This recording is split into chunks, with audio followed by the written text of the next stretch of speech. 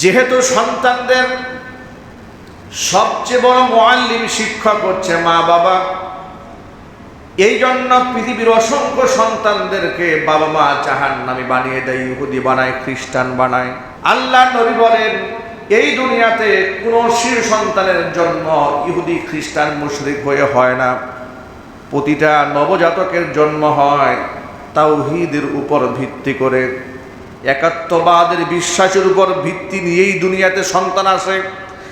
ইল্লা আন্না আবাওয়াইহি, তবে তার মা এবং তার বাবা ইউহাব্বিদানিহি, তাকে ইহুদি বানায়, ওয়া ইউমাজ্জিসানিহি, তারে মূর্তি পূজারী বানায়, আও ইউনাসসিরানিহি, তাকে খ্রিস্টান বানায়। বাবা মাই তার সন্তানদের আকীদা নষ্ট করে দেয়।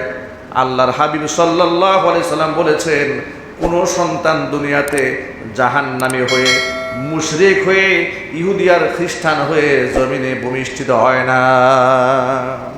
ইব্রাহিম আলাইহিস সালাতু সালাম পিতা আজরের ঘরে আল্লাহ পাক তাকে সেই বছর পাঠালেন যে বছর সে সন্তানকে ধরে ধরে হত্যা করছে।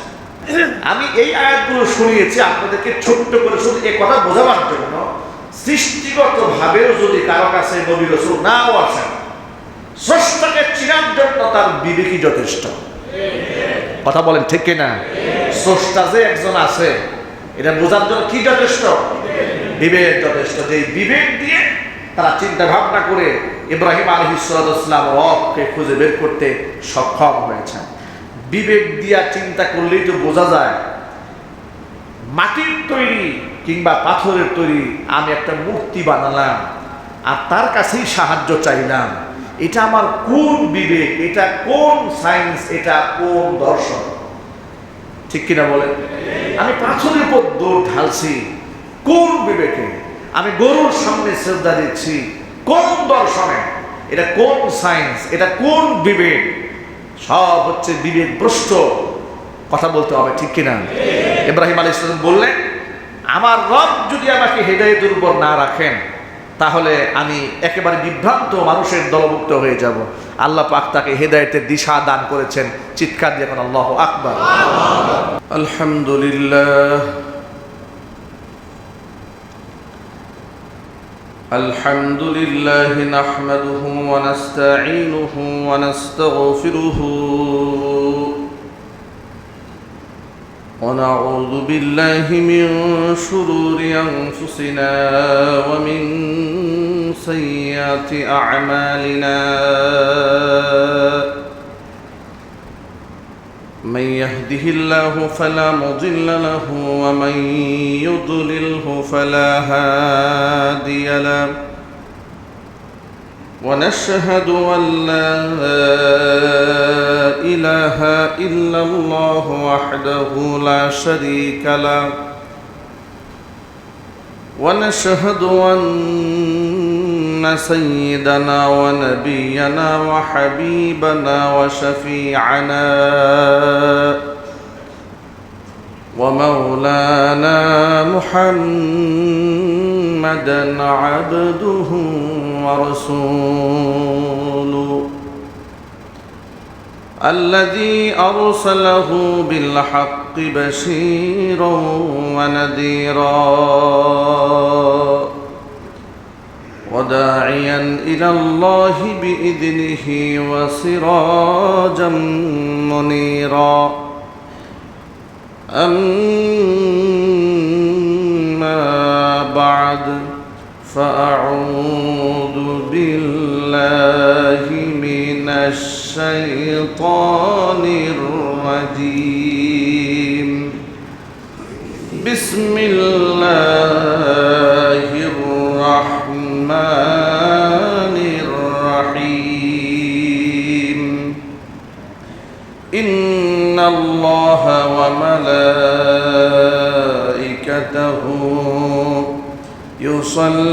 يصلون على النبي يا أيها الذين آمنوا صلوا عليه وسلموا تسليما.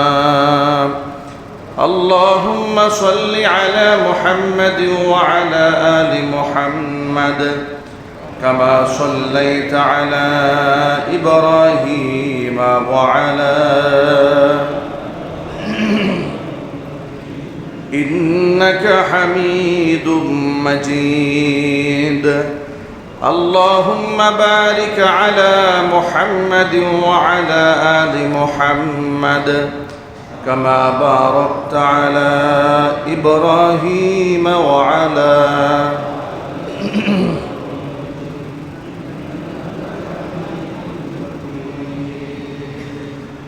মহান আল্লাহ রব্বুল আলামিনের দরবারে আলিশান লাখ কোটি শুকরিয়া আদায় করছি যে মহান মনিব তার মহান হুকুম জুমার নামাজ আদায় করার লক্ষ্যে আমাদেরকে তার ঘরে যথাসময়ে উপস্থিত হয়ে কোরআন সুন্নাহ থেকে আলোচনা করার, আলোচনা শোনার, তাসবিহ তাহলিল করার, তার হুকুম পালন করার সুযোগ করে দিয়েছেন। হৃদয়ের সবটুকুন ভালোবাসা উজাড় করে শ্রদ্ধা জড়িত কণ্ঠে মহান মনিবের শেখানো ভাষায় শুকরিয়া আদায় করছি।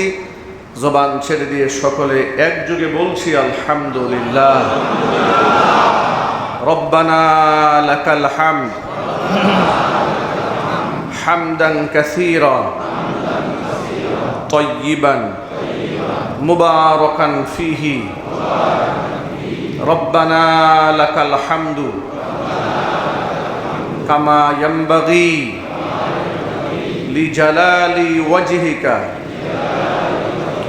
ওয়া আযীমি সুলতানিকা। আল্লাহ রাব্বুল আলামিন আমাদের জুমার নামাজকে কবুল করুন, আমাদের জিন্দগির গুনার খাতা আল্লাহ তাআলা মাফ করে দিন। কাল হাসরের কঠিন ময়দানে এই ইবাদত আল্লাহ পাক আমাদের সকলের নাজাতের জরিয়া হিসেবে কবুল করুন। নেককার আওলাদ পরিবার পরিজন দিয়ে আল্লাহ পাক আমাদের জীবনকে ধন্য করে দিন। কোরআন মাজিদের সূরা আলে ইমরানে আল্লাহ ঘোষণা করেছেন, যুয়্যিনা লিন-নাসি হুব্বুশ শাহাওয়াতি মিনান নিসা ওয়াল বানিন ওয়াল কানাতিরিল মুকানতারাতি মিনাজ যাহাবি ওয়াল ফিদ্দা ওয়াল খাইলিল মুসাওওয়ামাতি ওয়াল আনআমি ওয়াল হারথ যালিকা মাতাউল হায়াতিদ দুনিয়া ওয়াল্লাহু ইনদাহু হুসনুল মাআব। আল্লাহ বলছেন, সৃষ্টিগতভাবে মানুষের চিত্তে আকর্ষণ করা হয়েছে কয়েকটা জিনিস। সৃষ্টিগতভাবে যুয়্যিনা লিন-নাস মানুষের জন্য সুশোভিত করা হয়েছে, একেবারে সুসজ্জিত করা হয়েছে, তার অন্তরের সাথে একটা লোভ তৈরি করা হয়েছে কয়েকটা জিনিসের। এক হচ্ছে হুব্বুশ শাহাওয়াতি মিনান নিসা, স্ত্রীর প্রতি ভালোবাসা, ওয়াল বানিন সন্তানের প্রতি ভালোবাসা, ওয়াল কানাতিরিল মুকানতারাতি মিনাজ যাহাবি ওয়াল ফিদ্দা রাশি রাশি স্বর্ণ রূপা, ওয়াল খাইলিল মুসাওওয়ামা চিহ্নিত ঘোড়া, ওয়াল আনআম গবাদি পশু, ওয়াল হারথ ক্ষেত খাবার জমি জামা। এই সাতটা জিনিসের প্রতি মানুষের আকর্ষণ জন্মগত। এ কথা কে বলছেন? সবাই একটু বলুন তো। এমন লোককে এমন কথা বলতে শোনা যায় যে আমার এই দুনিয়ার প্রতি আমার কোনো আকর্ষণ নাই। গল্পের ছলে মানুষ নানান কথা বলে। এ কথা যারা বলে তারা কি সত্য কথা বলে? সবাই বলুন তো আপনারা। এই কথা যারা বলেন যে আমার এই দুনিয়ার প্রতি কোনো লোভ লালসা নাই, তিনি কি সত্য কথা বলেন না মিথ্যা কথা বলেন? আল্লাহ বলছেন এই আকর্ষণ তো জন্মগত, আমি এই আকর্ষণ দিয়েই মানুষ সৃষ্টি করেছি। কিন্তু ওয়াল্লাহু ইনদাহু হুসনুল মাআব, বান্দা যে আকর্ষণে তোমাকে আকৃষ্ট করা হয়েছে সব হচ্ছে একেবারেই ক্ষণস্থায়ী, একেবারে সীমিত সময়ের জন্য। কিন্তু আমার কাছে যা আছে এটা চিরস্থায়ী। সুতরাং ক্ষণস্থায়ী আকর্ষণে তোমাকে ফেলা হয়েছে, তুমি আমি আল্লাহকে ভুলে যেও না। এটা পুরোটাই তোমাকে পরীক্ষা স্বরূপ তোমার হাতে তুলে দেওয়া হয়েছে। আমি তোমাকে ভালো মন্দ ওয়াহাদাইনাহুন নাজদাইন, আমি ভালো মন্দ পথ তোমাকে দেখিয়ে দিয়েছি। কোনটা ভালো পথ কোনটা মন্দ পথ এটা আমি বাতলে দিয়েছি। তোমাকে সতর্ক করার জন্য আমি আম্বিয়া আলাইহিমুসসালাতুসসালামদেরকে প্রেরণ করেছি। তাদের গত হয়ে যাওয়ার পরে আমি তাদের ওয়ারাসা, আমি ওলামাদেরকে প্রেরণ করেছি। হেদায়েতের কথা তোমার কান পর্যন্ত পৌঁছে দেওয়ার জন্য আমি লোক নির্ধারণ করেছি।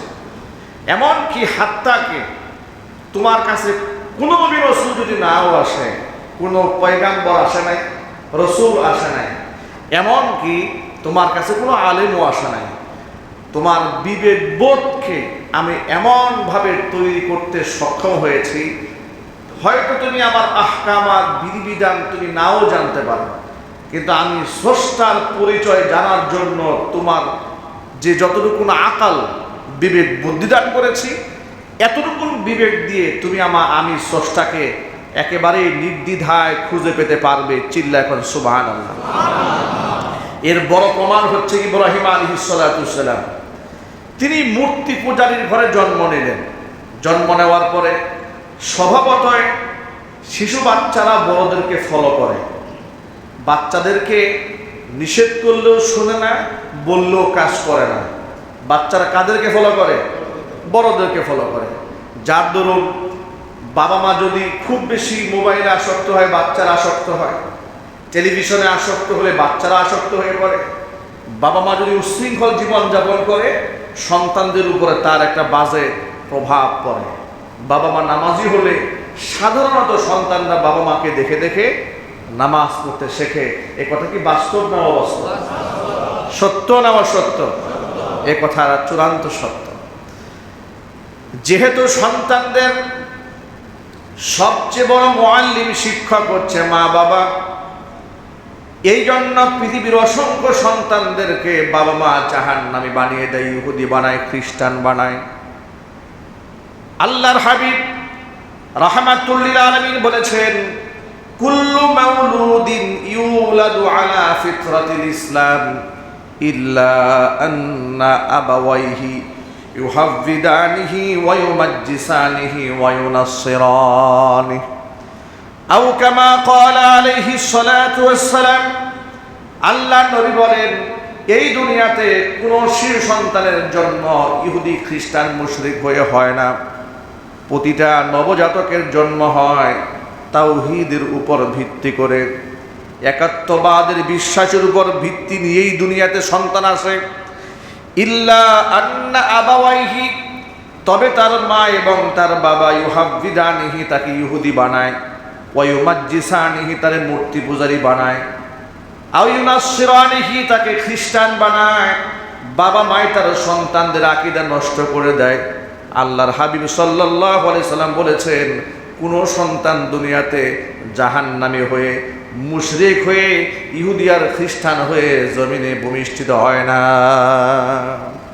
সমস্ত মানুষ তাওহীদের উপর ভিত্তি করেই জন্ম নেয়। জোরে বলেন সুবহানাল্লাহ। তো ইব্রাহিম আলাইহিস সালাম যে পরিবারে তিনি জন্মগ্রহণ করলেন, তার পিতা আজার, ইব্রাহিমের বাবার নাম কি? আজার। তিনি নমরুদের মন্ত্রী ছিলেন, একেবারে খুব ঘনিষ্ঠ জন ছিলেন, আস্থাভাজন ছিলেন। ইব্রাহিম আলাইহিস সালাম পৃথিবীতে আগমন যখন যে বছর করলেন, নমরুদকে ইব্রাহিম আলাইহিস সালাম পিতা আজরের ঘরে আল্লাহ পাক তাকে সেই বছর পাঠালেন যে বছর সে সন্তানকে ধরে ধরে হত্যা করছে। তৎকালীন যুগের গণকেরা, জ্যোতিষীরা আগেই বলে দিয়েছিল যে তোমার এই বছরে এমন কিছু সন্তানের জন্ম হবে, এমন একটা সন্তানের জন্ম হবে যে সন্তানের হাতে তোমার ক্ষমতা শেষ হবে, তোমার দম্ভ অহমিকা একেবারে চূড়ান্ত পর্যায়ে তছনছ হয়ে যাবে। নমরুদ এই কথা জ্যোতিষীর মুখ থেকে শোনার পরে একেবারে গোটা এলাকা জুড়ে বিবাহ নিষিদ্ধ করে দিল, নারী পুরুষ একত্রে থাকা বারণ করে দিল। যখন বংশ বিস্তার বন্ধ হয়ে গেল, এলাকার বুদ্ধিজীবীরা পরামর্শ দিয়ে বলল যে আপনি যে পথে হাঁটছেন এর নিরাপদ পথ নয়, বংশ যদি বন্ধ হয়ে যায় তো আপনি সমাজ চালাবেন কি দিয়ে? আপনার সৈন্য সামন্ত বাড়বে কোত্থেকে? তখন বলল ঠিক আছে, এক কাজ করা যায়, আমরা বংশ বিস্তার হবে, তবে বেছে বেছে শুধু কন্যাদেরকে বাঁচায় রাখা হবে, পুরুষদেরকে সব হত্যা করা হবে। এক প্রজন্মের বেশ কিছু মানুষকে সে হত্যা করল। একজন বুদ্ধিজীবী বলছে যে আপনি যে পথে হাঁটছেন এটাও নিরাপদ পথ নয়। আপনি শুধু মেয়েদেরকে বাঁচিয়ে রাখলেন, পুরুষ যদি বাঁচিয়ে না রাখেন আপনার সাম্রাজ্য টিকে রাখবে কে, পাহারা দেবে কে? তখন সে একটা বুদ্ধিগুলো ঠিক আছে, 1 বছর তাহলে গ্যাপ দিয়ে সন্তানকে বাঁচায় রাখতে হবে। 1 বছর পুরুষ সন্তান হলে হত্যা করা হবে না, কিন্তু পরের বছর হত্যা করা হবে। মানে আগন্তুক শত্রুকে ঠেকায় দেওয়ার জন্য যত পলিসি আছে সব পলিসি নম্বর গ্রহণ করেছে। কিন্তু যে বছর আল্লাহ সুবহানাহু ওয়া তাআলা ইব্রাহিম আলাইহিস সালাতু ওয়াস সালামকে দুনিয়াতে পাঠাবেন মন্ত্রী আজরের ঘরে, সেই বছর ছিল ওই পুরুষ সন্তানকে জবেহ করার বছর, নিষিদ্ধের বছর। যে বছর পুত্র সন্তান জবেহ করলেই তাকে হত্যা করা হবে সেই বছর। মন্ত্রী আজরের ঘরে ফুটফুটে চাঁদের মতো সন্তান ইব্রাহিম আলাইহিস সালাতু ওয়াস সালামকে আল্লাহ পাঠিয়ে দিলেন। আল্লাহ যদি চাইতেন যে বছর সন্তানকে বাঁচিয়ে রাখার বয়স ছিল সেই বছরটা পাঠাতে পারতেন। আল্লাহ পাক হিকমত অবলম্বন করলেন, বিশ্ববাসীকে একটা সবক শোনালেন, দেখালেন যে কোনো ব্যক্তিকে যদি আমি আল্লাহ বাঁচাতে চাই, পৃথিবীর সমস্ত মানুষ হাজারো কলাকুশল করে তাকে হত্যা করতে পারবে না। ইব্রাহিম আলাইহিস সালাতু ওয়াস সালাম যখন দুনিয়াতে এলেন, ইব্রাহিম আলাইহিস সালাতু ওয়াস সালামের বাবা আজর বড় পেরেশান হয়ে গেলেন। আমার সন্তানকে তো নমরুদ বাঁচতে দিবে না। সন্তানকে একেবারে সংগোপনে রেখেছে, গোপনে রেখে তিল তিল করে সন্তানকে বড় করেছে, আশা নিয়ে বড় করেছে যে নমরুদের দৃষ্টিতে কোনোদিন যেন আমার সন্তানটা এসে না দাঁড়ায়। এমনকি কোনোদিন নিজের সন্তান হিসেবে কারো কাছে এসে প্রচারও করে নাই, এলানও করে নাই, প্রসারও করে নাই। একটা মাত্র ভয়, নমরুদ যদি সন্দেহ করে যে এই বছরটা আমার শত্রু জন্ম নেওয়ার কথা, না জানি আবার শত্রুটা এটাই হয় কিনা। এই জন্য সন্তানের কথাকে সর্বত্র সে গোপন রেখেছিল। এই শিশু বাচ্চা ধীরে ধীরে বড় হচ্ছে। বাচ্চা, এত ছোট্ট বাচ্চা, জাতির পিতা ইব্রাহিম আলাইহিস সালাতু ওয়াস সালাম শিশুকাল থেকে বাবাকে দেখে বাবা নিজ হাতে মূর্তি বানায়, এই মূর্তি মাথায় নিয়ে যায়, বাজারে গিয়ে বিক্রি করে। কোরআন মাজিদের মধ্যে আল্লাহ পাক বহু জায়গায় ইতিহাস ভিন্নভাবে বর্ণনা করেছেন মানুষকে বোঝাবার জন্য যে একেবারেই সম্পূর্ণ আল্লাহর পক্ষ থেকে কোনো প্রকার ওহী প্রত্যাদেশ ছাড়াই মানুষ তার বিবেক বোধ দিয়ে স্রষ্টাকে চিনতে পারে। এমন কঠিন অগ্নি পরীক্ষা আল্লাহ পাক ইব্রাহিম খলিলের কাছ থেকে নিয়েছেন। যে ইব্রাহিম খলিল জন্মসূত্র থেকেই দেখতেছিলেন বাপ মা মূর্তির সামনে সেজদা দেয়, কোনদিন তিনি তার পিতা মাতাকে ফলো করে মূর্তির সামনে সেজদা তো দিলেনই না, বরং উল্টা বললেন وَإِذْ قَالَ إِبْرَاهِيمُ لِأَبِيهِ آزَرَ أَتَتَّخِذُ أَصْنَامًا آلِهَةً إِنِّي أَرَاكَ وَقَوْمَكَ فِي ضَلَالٍ মুবিন।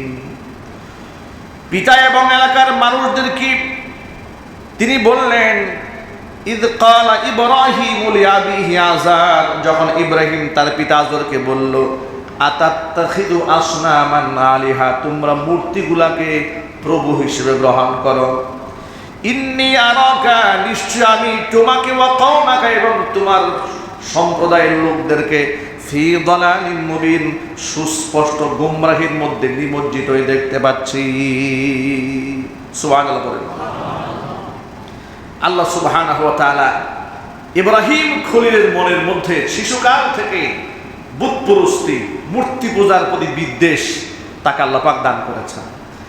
তিনি সকলকে বলে বেড়াতেন যে এগুলা কোনোদিন মানুষের রব হতে পারে না, শিশু বাচ্চা। এ কথা শুনে শুনে পিতা আযর আরো আটকে উঠতেন যে নমরুদ যে ছেলের ভয়ে এতগুলো মানুষ মারছে, আমার তো মনে হয় আমার ঘরে সেই কুলা জন্ম নিচ্ছে। খুব টেনশনে পড়ে গেলেন। ওর কার্যক্রমকে পাবলিকলি যেন প্রচারিত না হয়, আরও যতটা তাকে আড়াল রাখা যায়, গোপনে রাখা যায় তিনি চেষ্টা করলেন। এভাবে ধীরে ধীরে ধীরে ধীরে বাচ্চাকে তিনি আগলে রাখলেন, বড় করে থাকলেন। বড় করার রেজাল্ট কি দাঁড়ালো? এক পর্যায়ে এলাকার লোকেরা তাকে বলে বসলো, আচ্ছা তুমি যে বলো এগুলো আমাদের রব নয়, তো আমাদের রব কে বলো তো? তুমি তো বলছো যেগুলো আমাদের রব নয়, তো আমাদের রবটা কে? আমাদেরকে দেখায় দেন। ইব্রাহিম আলাইহিস সালাতু ওয়াস সালাম পেরেশান হয়ে রবের খোঁজে বের হয়ে গেলেন। রবকে কোরআনে কারীম সুন্দর করে বলছেন, ফালাম্মা জান্না আলাইহিল লাইলু রাআ কাওকাবা ক্বালা হাদা রাব্বি ফালাম্মা আফালা ক্বালা লা উহিব্বুল আফিলিন। রাতের বেলায় রবের তালাশে বের হয়েছেন, আকাশ পানে তাকায় দূর থেকে নক্ষত্র দেখলেন মিটমিট করে জ্বলছে। তখন ছোট্ট ইব্রাহিম বলছেন, মিটমিট করে যে তারকা জ্বলে, আমার মনে হয় এটাই আমার রব। আমার রব তো যেখানে সেখানে থাকতে পারে না, সুবহানাল্লাহ বলবেন না? বাঁশ দিয়ে কুটা দিয়ে রাখবা, এটাতে রব বানাইবা, তা হবে না। আমার রব তো মহান হবে, এই বিবেক তার মধ্যে কাজ করছে। সে বলল, নিশ্চয়ই এটা আমার রব হবে। আল্লাহ এরপরে বলছেন, ফালাম্মা আফালা, তারকা তো সবসময় থাকে না, যখন তারকা নিষ্প্রভিত হয়ে গেছে, এটা তার থেকে সরে গেছে, তিনি বললেন যে না, লা উহিব্বুল আফিলিন, যে জিনিস শেষ হয়ে যায় সেটা আমার রব হতে পারে না। আল্লাহু আকবার বলবেন না? এই ইতিহাস কোনো গাল গল্প নয়। কোরআন বলছে যে ইব্রাহিম আলাইহিস সালাম বলছে যে জিনিস শেষ হয়ে যায়, লা উহিব্বুল আফিলিন, অস্তমিত হয়ে যায়, বিলীন হয়ে যায়, নিঃশেষ হয়ে যায়, সে আমার রব হতে পারে না। আমার রব তো কোনোদিন শেষ হতে পারে না। আল্লাহু আকবার। এরপরে তিনি আবার রব খুঁজতে থাকলেন, তাহলে রবকে। ফালাম্মা রাআল কমারা বাযিগান ক্বালা হাযা রাব্বি। এবার তিনি চাঁদ দেখতে পেলেন। চাঁদ তো এখন তারকার চেয়ে আরো বড় দেখা যাচ্ছে। চাঁদ যখন উদ্ভাসিত দেখতে পেলেন, তিনি বলেন, হাযা রাব্বি, নিশ্চয়ই এটা আমার রব হবে।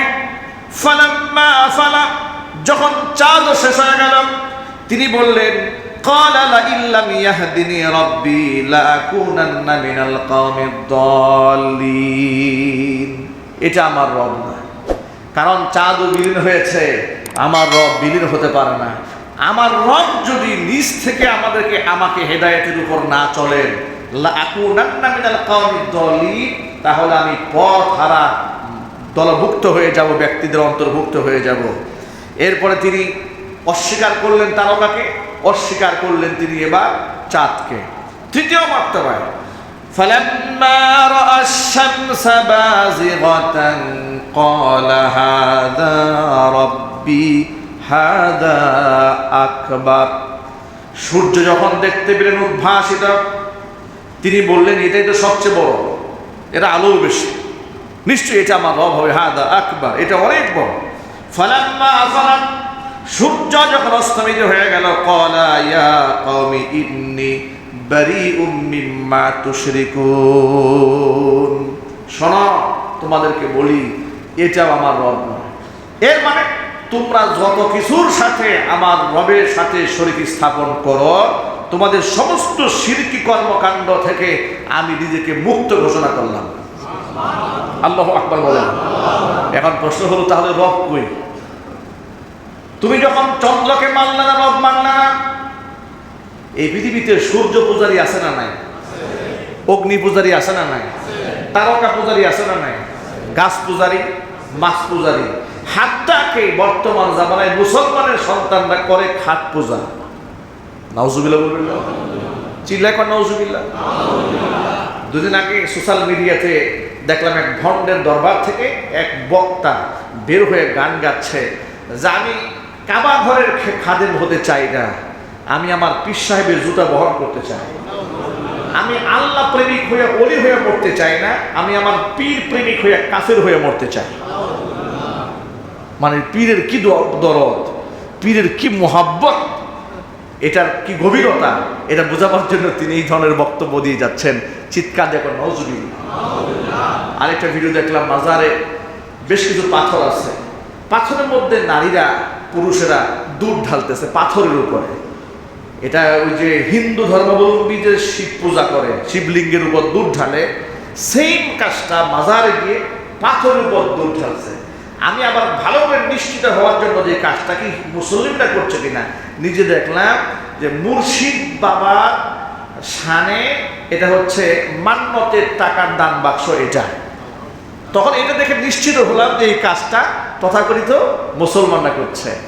ভাবতে পারেন মুসলিমরা এই কাজগুলো করে যাচ্ছে, খাট পূজা, মাজার পূজা, এসব হচ্ছে শিরকুন আযীম, মহান আল্লাহর সাথে সরাসরি শিরক স্থাপন করা হয়। কথা বলতে হবে, ঠিক কিনা? আল্লাহ যেন গোটা উম্মাহকে এই শিরক থেকে হেফাজত করেন। তো ইব্রাহিম আলাইহিস সালাম খুব পরিষ্কার করে বলে দিলেন যে তোমরা যত প্রকার শিরক করো আমি সব কিছু থেকে মুক্ত। এখন প্রশ্ন হলো তুমি যাবে কই? তুমি সূর্য মানলে না, চন্দ্র মানলে না, তারকা মানলে না, আমরা যে সমস্ত হুবল্লা তুজ্জামানাত শত সহস্র দেব দেবীর সামনে মাথা নত করি, কোনো কিছুই তুমি মানলে তো তোমার রবটাকে বলো এবার তুমি কোন দিকে যাবে? তিনি স্পষ্ট জানাই দিলেন শোনো আমি কোন দিকে যাব। তিনি বললেন ইন্নী ওয়াজ্জাহাতু ওয়াজহিয়া লিল্লাযী ফাতারাস সামাওয়াতি ওয়াল আরদা হানিফাও ওয়া মা আনা মিনাল মুশরিকিন। ইন্নী ওয়াজ্জাহাতু আমি আমার চেহারা ঘুরাই নিলাম, ওয়াজহিয়া আমার চেহারা আমি ঘুরালাম, লিল্লাযী ফাতারাস সামাওয়াতি ওয়াল আরদা হানিফা যিনি আসমান সৃষ্টি করেছেন, জমিন সৃষ্টি করেছেন, আমি একনিষ্ঠভাবে তার দিকে আমি মুখ ফিরাই নিলাম। সুবহানাল্লাহ বলেন। রবের সন্ধান তিনি পান নাই, রব তার উপর ওহী প্রত্যাদেশ করেন নাই। এর আগেই তিনি বলছেন আমি চাঁদও মানি না, সূর্যও মানি না, তারকাওকে আমি রব মানি না। তোমরা যে দেবদেবীর সামনে সেজদা দাও এগুলাকে আমি রব মানি না। তারা বলল তোর রবকে?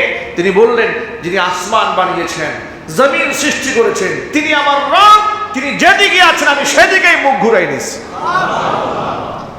আমি এই ঘটনা বিস্তারিত বলার জন্য আপনাদেরকে এই আয়াতগুলো শোনাইনি। আমি এই আয়াতগুলো শুনিয়েছি আপনাদেরকে ছোট্ট করে শুধু এই কথা বোঝাবার জন্য, সৃষ্টিগত ভাবেও যদি কারো কাছে নবী রাসূল নাও আসেন, স্রষ্টাকে চিনার জন্য তার বিবেকই যথেষ্ট। কথা বলেন ঠিক কিনা? স্রষ্টা যে একজন আছে এটা বোঝার জন্য কি যথেষ্ট? বিবেক যথেষ্ট। যে বিবেক দিয়ে তারা চিন্তা ভাবনা করে ইব্রাহিম আলাইহিস সালাম রবকে খুঁজে বের করতে সক্ষম হয়েছেন। বিবেক দিয়া চিন্তা করলেই তো বোঝা যায় মাটির তৈরি কিংবা পাথরের তৈরি আমি একটা মূর্তি বানালাম আর তার কাছেই সাহায্য চাইলাম, এটা আমার কোন বিবেক, এটা কোন সায়েন্স, এটা কোন দর্শন? ঠিক কিনা বলেন? আমি পাথরের উপর দৌড় ঢালছি কোন বিবেকে? আমি গরুর সামনে শ্রদ্ধা দিচ্ছি কোন দর্শনে? এটা কোন সায়েন্স, এটা কোন বিবেক? সব হচ্ছে বিবেক ভ্রষ্ট। কথা বলতে হবে, ঠিক কিনা? ইব্রাহিম আলাইহিস সালাম বললেন আমার রব যদি আমাকে হেদায়েতের উপর না রাখেন তাহলে আমি একেবারে বিভ্রান্ত মানুষের দলভুক্ত হয়ে যাব। আল্লাহ পাক তাকে হেদায়েতের দিশা দান করেছেন। চিৎকার দিয়ে এখন আল্লাহু আকবার। মানুষের সন্তানের প্রতি যে আকর্ষণ এটা সৃষ্টিগত, সম্পদের প্রতি যে আকর্ষণ এটাও মানুষের সৃষ্টিগত, নারীদের প্রতি যে আকর্ষণ এটা মানুষের সৃষ্টিগত, জমি জামার প্রতি আকর্ষণ মানুষের কম না বেশি? যদি বলুন। বুড়া হয়ে গেছে, এক পা মোটামুটি কবরের দিকে রওনা হয়ে গেছে, এরপরেও জমির মামলা চলছে। উনি বলে আমি মরে গেলেও এই মামলা তোরা ধরে রাখবি। কথা বলেন সত্য না অসত্য? কি আকর্ষণ দেখেছেন, কি মহব্বত! কবরে চলে যাচ্ছে, জমির মামলা সে শেষ করবে না, এর আকর্ষণে তাকে শেষ করে দিচ্ছে। গবাদি পশুর প্রতি মানুষের যে কত মায়া, যারা পশুপালন করে তারা খুব ভালো করেই জানে। দেখেন না কুরবানি গরু যখন বাজারে উঠিয়েছে, যে লোকটা তাকে লালন পালন করেছে, তাকে খাইয়েছে, গোসল করিয়েছে, কত বিদায় দেওয়ার সময় চোখের অশ্রু ঝরাচ্ছে, কান্না করছে। এটা একটা স্বভাব যা এই প্রাণীর প্রতি মানুষের মহব্বত। স্বর্ণরূপার প্রতি মানুষের যে কত মহব্বত! আদম সন্তানের সমূহ এই সমস্ত স্ত্রীর সন্তানের প্রতি আকর্ষণ, এটা সৃষ্টিগত। কিন্তু শিক্ষা হলো, কোরআন বলছে যত মহব্বত দিয়েছি এগুলো হচ্ছে একেবারে খুব সীমিত সময়ের জন্য। আল্লাহু ইনদাহু হুসনুল মাআব। বেটা, এই বাড়ির চাকচিক্য দেখে তোমার আসল বাড়ির কথা ভুলে যেও না। এই সিংহাসন দেখে তুমি তোমার আসল সিংহাসন ভুলে যেও না। তুমি তোমার এই স্ত্রীকে দেখে জান্নাতুল ফিরদাউসের মধ্যে শত সহস্র হুরকে তুমি ভুলে যেও না। তোমার জন্য যে ঝর্ণাধারা, বাড়িধারা আমি তৈরি করেছি, যার কোনো শেষ নাই, তোমার জন্য আমি পবিত্র স্ত্রী জান্নাতের মধ্যে রেখে দিয়েছি। চিল্লায় আল্লাহু আকবার। আল্লাহর নবী সাল্লাল্লাহু আলাইহি ওয়াসাল্লামের সাহাবী সাদ বিন মুআজ রাদিয়াল্লাহু তাআলা আনহুর ব্যাপারে নবী করিম সাল্লাল্লাহু আলাইহি ওয়াসাল্লাম ভবিষ্যৎবাণী করলেন।